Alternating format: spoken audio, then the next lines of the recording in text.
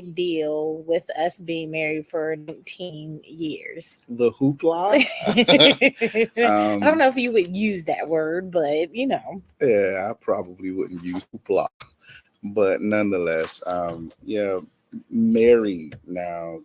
This is our 19th year of marriage, but considering that we were together 5 years before getting married, man, that's kind of crazy. That moves into like more than half your life, and so the time comes when you end up with someone the majority of your life, and you'll be with them for the rest of your life.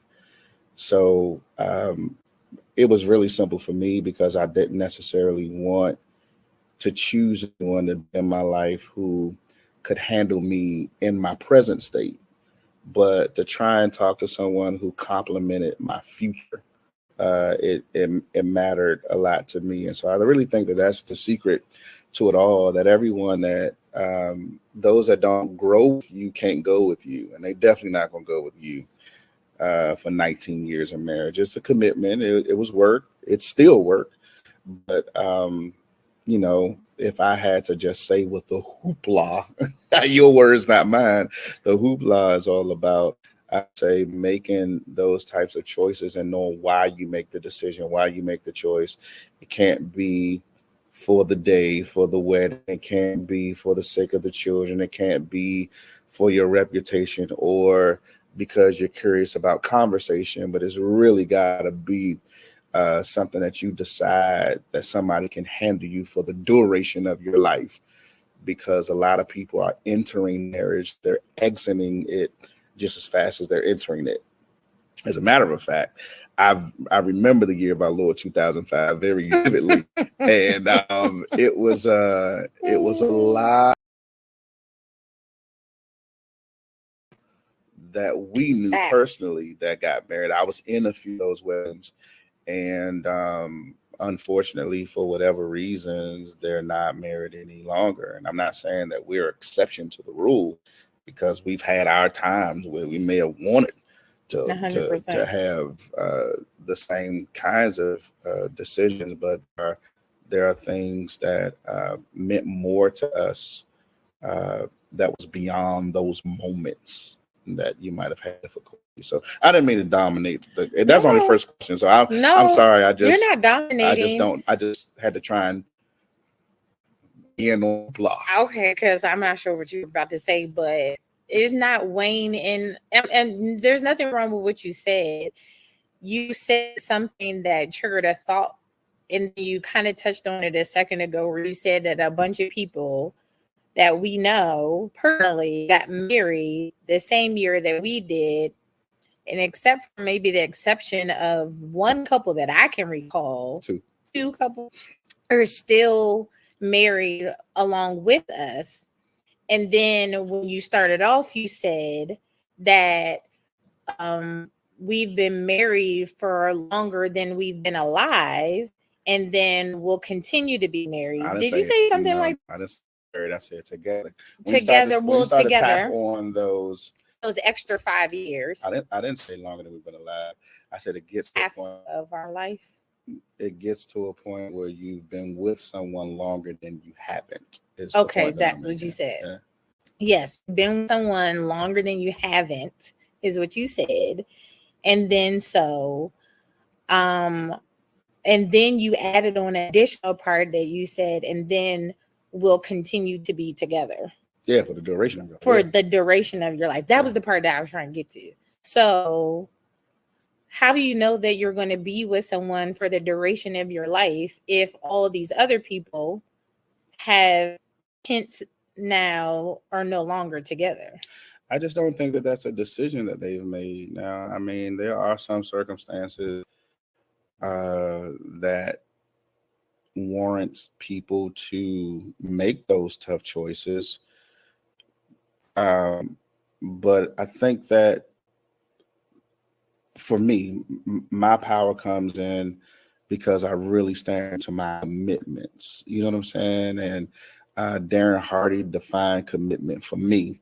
He said commitment is doing the thing that you said you would do, even when the feeling in which you said it is gone. Mm-hmm. And there are moments that you don't necessarily have the feeling, but if you allow yourself to make long-term decisions based upon those moments, then your life can really be challenged. So I think a lot of people may have made decisions based upon moments. Now, although I will say that there are some circumstances that could befall a marriage that that it might be best that they uh, uh, disconnect, because death will depart. There's some things that people do, man, that's crazy. It can cost them their lives.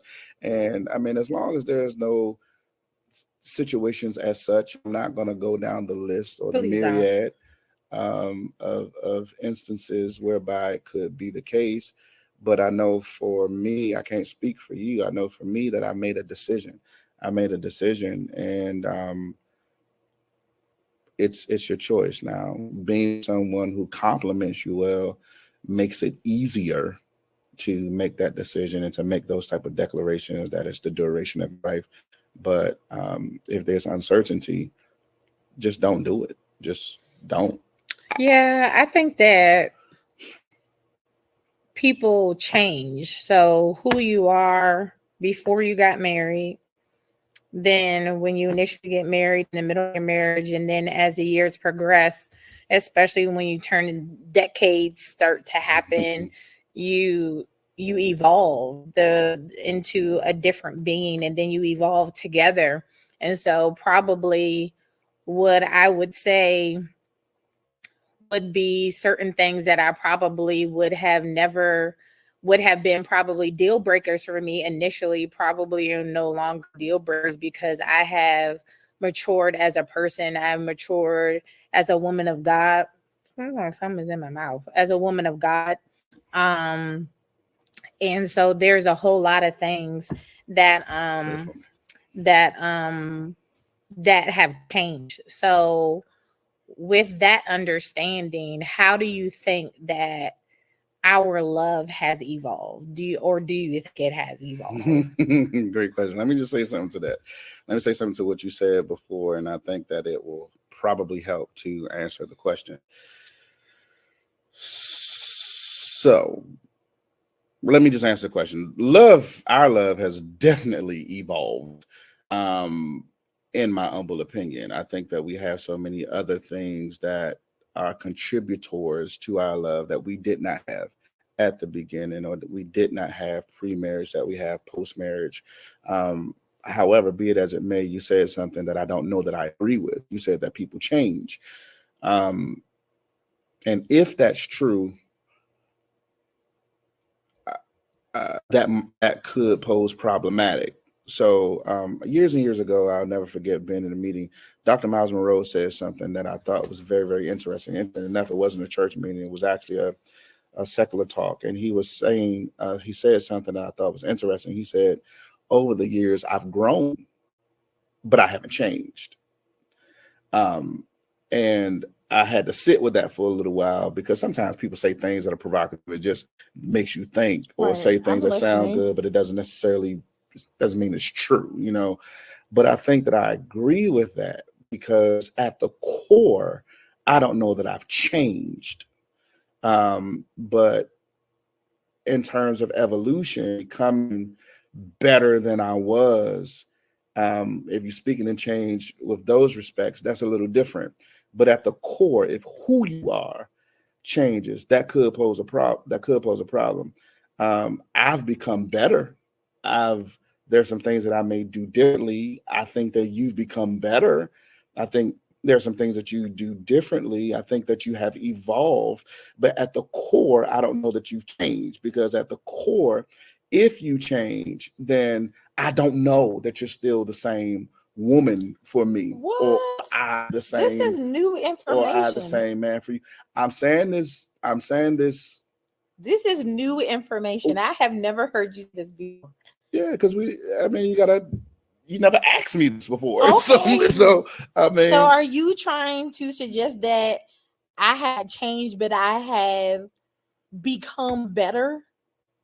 In areas, Because absolutely. I've heard you say before that I have changed, that I'm not the same person that you once married. That's not true. I said that some of your philosophies have changed, some of your ideals have changed, some of the things that you um, ways have changed, but at the core of who you are, I don't. I, if I look back and trace it all back, I can see roots.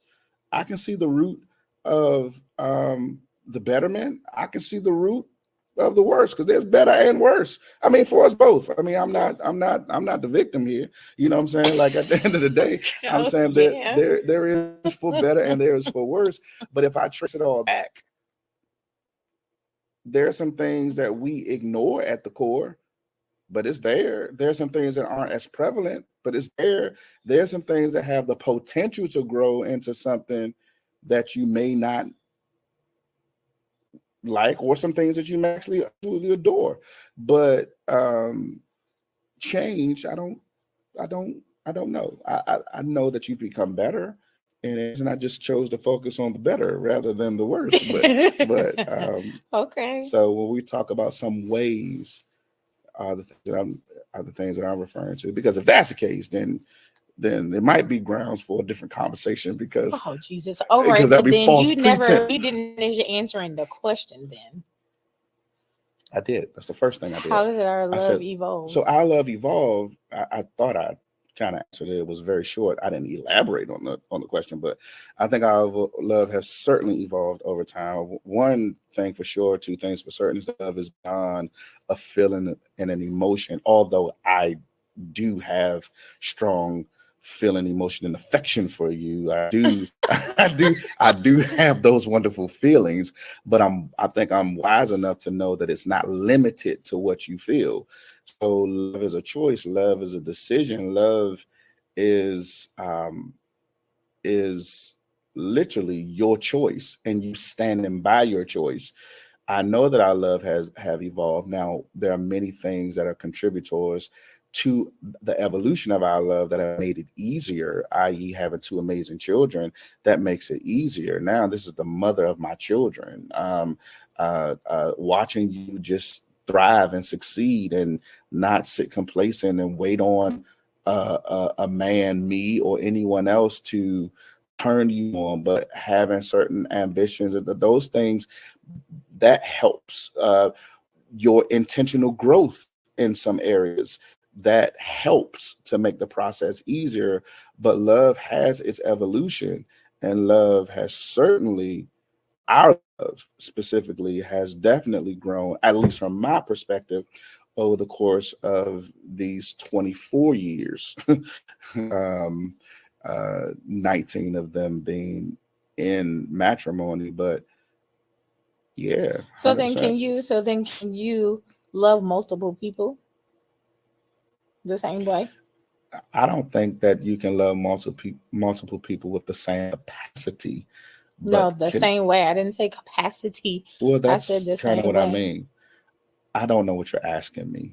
You're You asking talked me, about love and having affection for a person, i.e., me, yeah, your spouse, and I'm saying, can you have, and me. yeah, no, yeah, you or any person who is married have the same type of love for another person? If you're asking about its possibility, I don't know.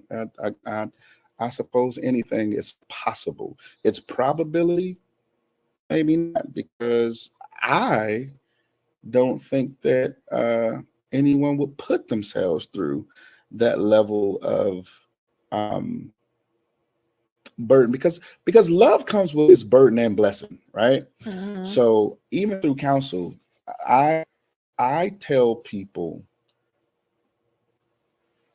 I advise people, if they're asking my advice, not to get married because love. Get married because you actually like them. Hmm. Okay, because there's a big difference. I love some folk that I do not like. That Hmm. fact, Jack.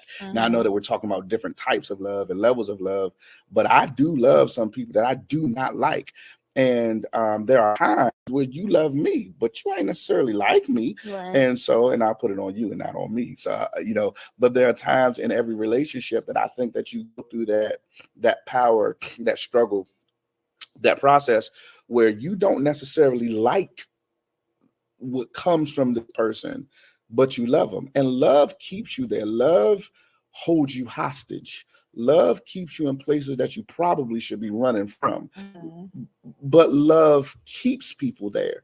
And so my advice has always been that you don't just love them, but that you actually like them. So you like your friends, because they're the product of your choice, even though love is a choice too. But like you're not bound to anyone. Like who you pick up the phone and talk to, who you laugh and enjoy their company, or if you share in deep conversation as such, like whatever it is that you truly enjoy, that's the stuff that you like, in my opinion. What you go to, what you gravitate toward, that's the stuff that you like. Whether it's good for you, bad for you, that's what you like. So it's what you'll choose to do more often than not. There are people with horrible habits, those with great habits, but it's what they like. So it's their gravitas. It's what they actually cling to. And Right, Dr. Curry. and what are you talking about? I'm saying like that's why I'm talking to you. I can't talk to you like this. I don't even, I can't finish my thoughts. You can. Y'all pray for me. This is what I deal with. All right. I don't even know what she said, and I don't even know if it matters. I said, all right, Dr. Curry. I'm just me. That's irrelevant. I don't even know what that means, to be honest. Oh, how you said that. You know exactly why I said it. This girl is crazy. She's all the way crazy. You said gravitas. It's the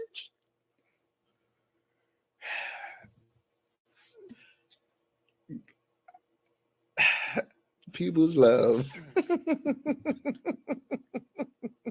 people's love.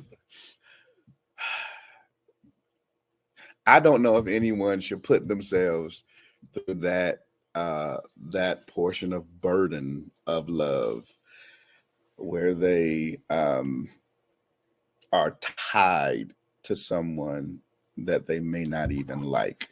So I do believe that it's possible to love multiple people. I don't think that it's probable, and I certainly don't think that it's in anyone's best interest. It's not very prosperous to love more than one person in that way. It can create its own health hazards. Here's what I have realized in over these 19 to 24 years, that not just our relationship has grown or evolved, but as I have evolved in my my relationship with Christ, that Sure. yes, for sure. he is a serious focal point in my relationship, because I don't know how people who don't have a relationship with Christ can identify what love is. So for me, God is love. And I did not always have that understanding. So love was a decision. So I felt like I made a decision. So I decided today whether or not I want to love you. So that was my choice. That was my decision. And it was almost an emotional decision each and every day, whether I decided or not I wanted to do it, or a conscious decision. And I would make a decision. I'm not going to be emotional about my decision to love, which makes sense, right? But then as I have evolved in my personal relationship with Christ, I've come to the understanding of who God is. And so God is unconditional with his love towards me. So there are no conditions, there are no emotions, there are no choices. He just is. He just loves, period. Yeah. So I just love no matter what. And so good, bad, indifferent, no matter the circumstances, I've decided that I just love all the time. Oh, have you? Yes. Okay. All right. Now the other conversation is love languages and how we display our love.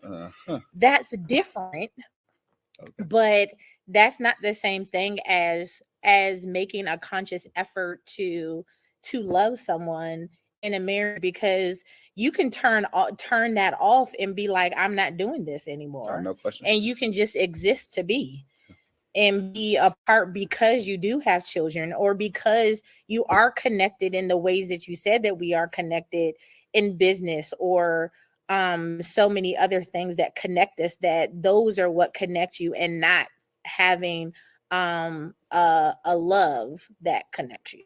Yeah, I'm just saying things that makes it easier to love. Be it as it may, I think it's very interesting hearing this come from a woman, especially, and from a wife, primarily because I do talk to a lot of different couples, pre and post um, marriage.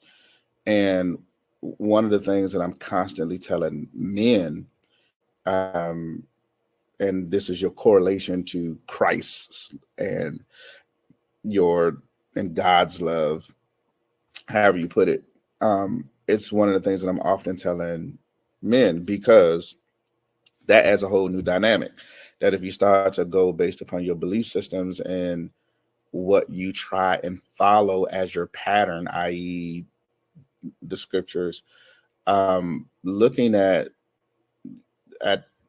a strong suggestion, and I'll submit a command that you love your wives, husbands specifically. Doesn't tell wives to do it, which I got some questions about. But anyway, husbands, love your wives as Christ loved the church, and gave himself for it. This is a whole nother animal. So I had to pause and think about that. And I know those are one of the things that actually causes me to do whatever might be necessary to display this level of love, or to choose to love. But it's uncommon, I know, for me to hear a woman or a wife say such, because that's certainly my stance. That's certainly the reason why I continue to love. Not that you don't make it easy to love in any other respects, but even in hard times or difficult times or whatever it might be, choose to love every day. I think about that. I think about the unconditional love toward me. Like, I know that if I was God, I'd have been done with me a long time ago. I'd have been with me a few times. And to see that God loves me no matter what, no matter how, and all things just really gets me. And then when it says love as Christ loved the church, to the same level, to the same degree, man, it's a no contest. There's nothing I can say. There's nothing I can do. There's nothing. I don't even know what you can do to disqualify you if I'm measuring it by those standards. But if we try to judge things by our own standards, our own strength, and our own philosophies, then we can disqualify people for many instances. But in any event, yeah, that's cool. That was that. I never said that before. FYI, you can talk about when I say it. Right. Yeah. We're talking about evolving. This is an evolving of our love and how it has grown. Okay. So, yeah. So I don't know these are good things. Like any podcast or interview or anything I do, I don't want the questions. I just want it to be I know real. You don't. Yeah. So that's what this is good stuff, right? Yeah, well, kind of. Y'all just know. You see how she all beautified and hair done. I didn't know we was doing this thing today. What? Okay, now you're just not being honest. I ain't get no haircut. No. Now you're just not being honest. No, I'm being very honest. Now, granted, she may have. Now we talk every day. Say stuff. I send it to your email. I don't check no emails. I don't. But anyway, let's continue. Love evolution. Come on, love. I'm gonna love you through this because that is just not true. It is okay. Okay, so how did you not know? But you shared a flyer and told the world that this was happening. If I see you do anything that I see, share it. I don't even pay much attention to it. I mean, when did Okay, so then tell everyone how we have kept our love alive these 19 years. resuscitation? It's like no. That is not true. You just get on my nerves. Clear. Oh my gosh. No, with all seriousness, how have we? I thought we kind of touched on a lot of that. I mean, we could continue to go down that vein, down that road. Um, I think that we've done a decent job at submitting to one another when it comes down to it. Really? Well, I know I just say, all right, cool. All right, okay. Forget it. It's submission. Just I hate that. You win. All right. That's all you want to do is win, right? So go ahead. You No, got it. that's not Yeah. true. So learning each other. So learning each other is what I really think is the secret sauce to all of it, is learning each other and accepting what we learn. Because oftentimes we learn each other, but then we want to try and alter what we've learned for our own benefit, Right. rather than learning each other and then accepting what you've learned about each other, and then now do your very best to well with that person, to live with that person, to coexist with that person, um, um, within the confines of what you've learned about that person. Give an example. I don't like giving examples. Why? Because I like giving general examples, and you want very specific ones. Or even when I give general examples, you want to link it to something very specific. And that's just not my thing. See, I know that about you.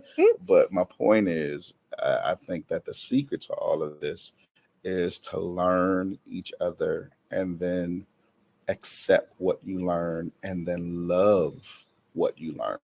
And if love is a choice, love is a decision, love what you learn.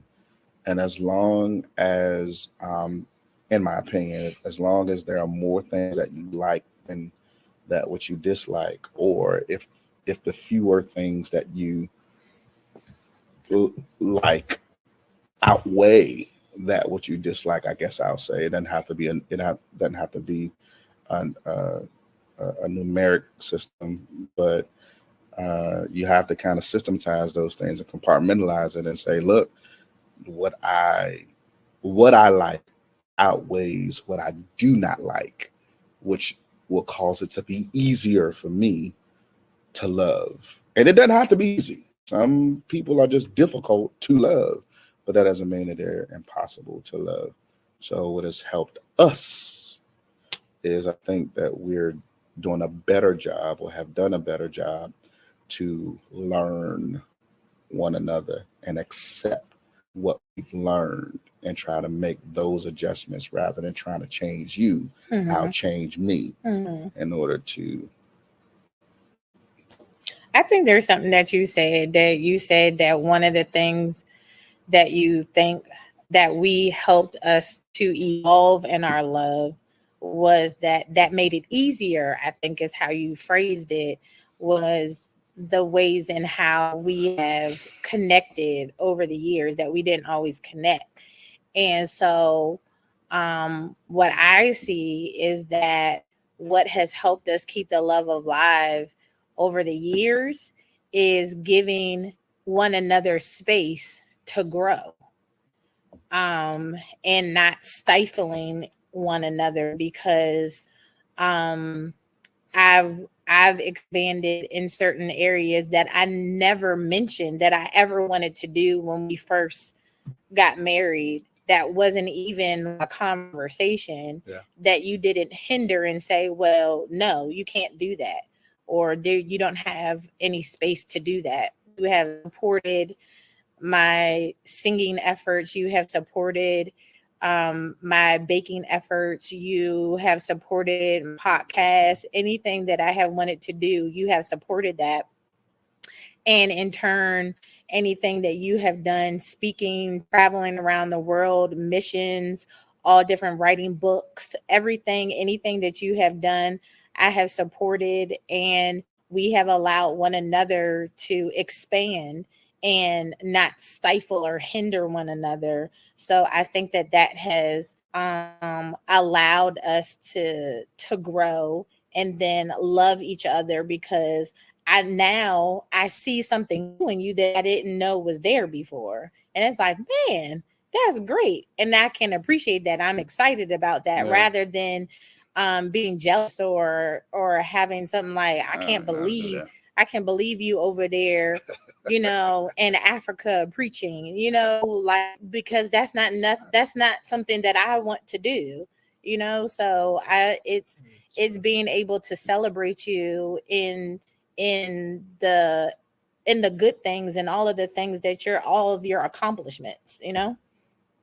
Yeah, I agree. And I think you said something that caused me to think um, throughout this whole evolution thought process, the difference between evolving and expanding, because there are a lot of things that might evolve in turn grow up, that it uproots. It comes from an invisible place to a visible place. It takes on a different form, a different look. It evolves, but in that evolution process then becomes expansion. So people tend to expand or expound upon that which they really like, or the stuff that, because Right. you can explore through your evolution and never expand. True. But you utilize expansion over and over again, which is probably the more accurate phrase, because some people don't mind you doing something, but just don't do it too much. You know Right. what I mean? They don't mind you exploring and finding out who you really want to be. But when you start to find a certain niche or things that you find purpose in, I don't think that anyone that really loves you or want to see what's best for you should try to stifle that. Like when people try to stop you from becoming what you believe you were born to be, that is that's terrible. And that too happens Well, I in was gonna marriage. say that I wasn't always there. That wasn't always my story. Well, I know that, but again, it speaks to evolution and expansion and love. It it it speaks to personal improvement, personal development, personal enhancement. And there's no right and wrong when it comes to that. It really just comes down to what's right or what's wrong for you. And how do I know what's right and what's wrong for me?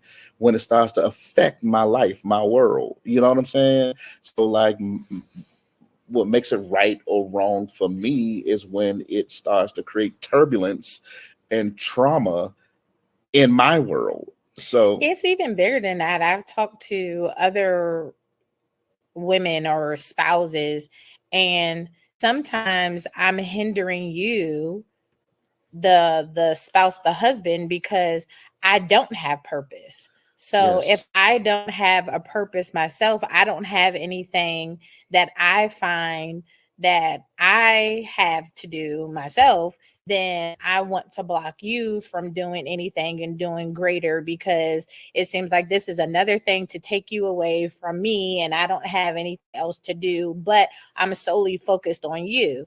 But the moment that you take some of that attention off of your spouse and start to say, well, what does God have for me to do? What are some purposeful things that I can be doing that God wants for me to do? Then some of that attention that you are misplaced attention can focus yourself onto what God would have for you to do. And it's not such bad negative energy. Well, I just want to say this for the record. I agree that I see that at times. However, I think that we do marriage a disservice when we start to look at it as you and me rather than we and us, because people do that and they start comparing themselves to their spouse, who's supposed to be an extension of who they are. 100%. So, like, I think that could be a recipe for disaster.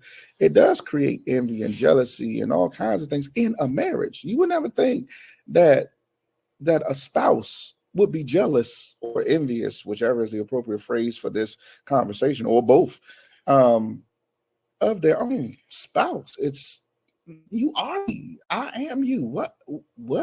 When we were introduced, see, the problem is that some people go through ceremonies, they spit and repeat out, just say stuff, and don't think about what they're actually saying. All I know is that when I watched all of this stuff, I watched your father walk you down to me, and then the question is asked, gives this woman, and he says me. What? That is heavy. He's in essence, a father is saying, here you go. You now have my place. I'm giving you my responsibility. And that moment, if anybody ever pays attention, when someone introduces them for the first time, they introduce you as Mr. and Mrs. We were introduced as Mr. and Mrs. Dominic Curry. I ain't never been a Mrs. in my life. And you ain't never been a Mr. in your life. I know we live in a different world now, but I'm saying like there was a Mr. in front of your name. There was a Mrs. in front of mine. Like that was oneness. Yeah. You lose the name of your father because he gave it to me. You follow me? Mm-hmm. That's a heavy weight. That's something crazy that happens. And I really think that we miss a moment in marriage because mergers take place all the time in business. Like the kids of the day, if I were to ask them if they know what Bell Atlantic is or CMP or whatever, they'll look at me and say, I don't know what in the world that is, because all they know is Verizon. They don't know the mergers that took place that created this one. And I want to just say for all the spouses that might be out there listening, or looking or listening, listen, it's okay to find your purpose in your spouse's plan, because that is you too. So I'm not saying that you have to have your whole world wrapped up in the things that they do, but I am saying that you don't have to feel slighted, because if there's something that you do, I'm doing that. You follow me? And I'll find a way to support what you're doing. If it's something that I'm doing, it is my hope that you're not supporting it just because you should be my number one supporter. No, because you should see that as something that you're doing. You should see that as a success that you're having, because we are the same. Whatever happens with me or to me also benefits you. Whatever, I agree. You know what I'm saying? I was just saying that there's people who are jealous, and they do like get overcome with like worthlessness. Yeah, because their spouse seems to be in the limelight. They feel like they're just put on the back burner, so they don't have any purpose. Well, this is my point. So, for instance, for almost everything that you do, and I say almost everything that you do or have done, if you're in the limelight, I'm going to be the one behind that light, shining it. You see what I'm saying? So there are things that I try to make happen in the background, things that I try to make happen, connections that I try to make, put you on to people, encourage people to do certain things. Yeah, but you're doing something. But that's the point that I'm making, that you didn't ask me to do it. I'll find my footing in your world. Yes. And so I should be the first person that if I see that this is your ambition, see that this is your desire, I should be the one to say, okay, we're about to make that happen. But everybody doesn't know how to assert themselves in someone else's plan and what they have going on. Well, this is what I'm trying to say. You still thinking, there's a lot of people that's married, but they think single. What I'm trying to say is that is you. You see the difference? Yeah, but what's that got to do with? And you said that you will find a way to find your footing in something that I have deemed like. So for the podcast, you know, different people, and you know, lighting, you know, this, you know, whatever it is. Those are things that you know that I don't have to ask. You just do. I didn't know. I come to know because of your desires. You see what I'm saying? It could have been something I never even thought of. But it's still isn't it part of your makeup of who you are? I think we're missing the point. Like as a problem solver? we're not talking about me. We're talking about the posture. We're talking about people in a marriage. I'm saying people in a marriage to automatically remember that that is an extension of you. So if they're doing it, you are doing it. Don't watch them do it, and certainly don't be envious of what they do. Like I agree. that's nuts. And don't feel like, oh, they doing that, I'm gonna find me something to do. And that might That is not what I was and I know it's saying. not what you were saying, but That's not you know what what I I was mean? saying. Oh, now I'm gonna shine too. Like, no, No. it's not a competition. No. It's I think that a lot of people make mistakes in organizations and in institutions like marriage and anything that we connect with.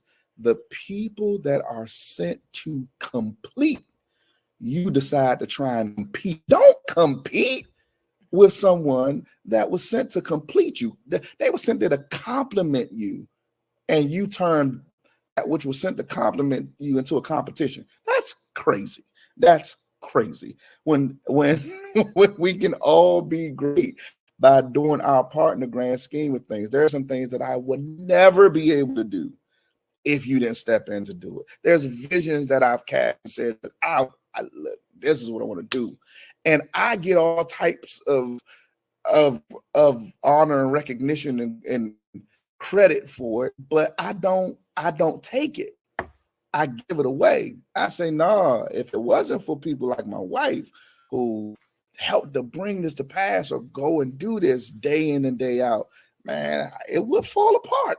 That wouldn't happen. You see what I'm saying? Mhm. It's looking and knowing when to assume what role.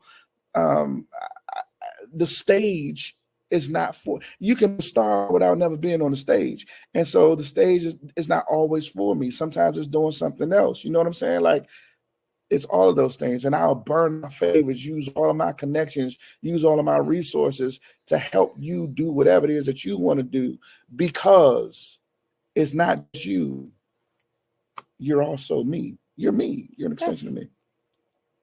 That's all I was trying to say. In a marriage. I understand. I do. I understand.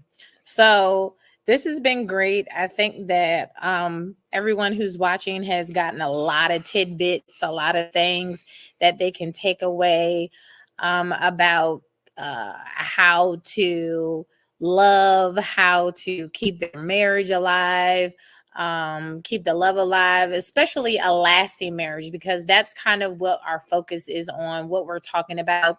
This second season is talking about lasting marriages, not just getting into a relationship, but how to keep your marriage alive.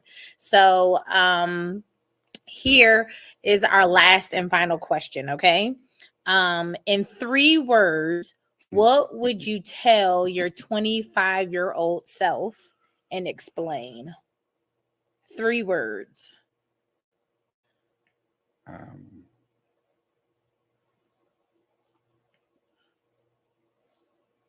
Prayer, perseverance, and posture. Okay. Um, Prayer, because it is indeed communication with God. And if you do not talk to God before you talk to your spouse, you're done. Perseverance, because perseverance is active endurance, even in opposition. And a lot of people, they fall at the face of opposition. Um, and you don't quit just because it gets tough, because better times do come after the tough times. That's why perseverance, just wait it out and go through it. Don't wait it out, go through it, get through it. And the last is posture. Um, Stand tall, stay strong. Don't get down because of any one moment. Keep your posture, stick to your standards. One of my favorite quotes is that at the moment of decision, the entire universe will conspire together to assist.